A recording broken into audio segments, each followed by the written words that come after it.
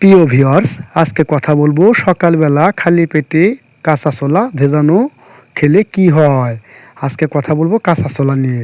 খুবই ছোট্ট একটা ভিডিও, শেষ অবধি পর্যন্ত দেখার অনুরোধ রইল।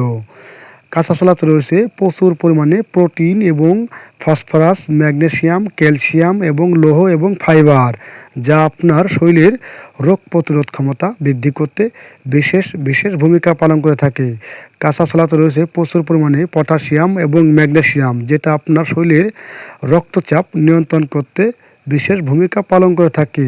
তাছাড়াও কাঁচা ছোলা খেলে শরীরে যৌনশক্তি বৃদ্ধি হয়। এটি আমার কথা নয়, এটা আপনি নিজে প্রুভ করতে পারবেন যদি আপনি 1 মাস পর্যন্ত সকালবেলা খালি পেটে কাঁচা ছোলা সেবন করেন। তাহলে কাঁচা ছোলার গুণাগুণ সম্পর্কে আপনি নিজেই জানতে পারবেন। এক কথায় বলতে গেলে কাঁচা ছোলার গুণাগুণ বলে শেষ করা যাবে না। কাঁচা ছোলাতে প্রচুর পরিমাণে ভিটামিন রয়েছে, যেগুলো শরীরের জন্য অনেক বেশি উপযোগী এবং বেশি দরকার। কাঁচা ছোলাতে অনেক শক্তি যোগায়।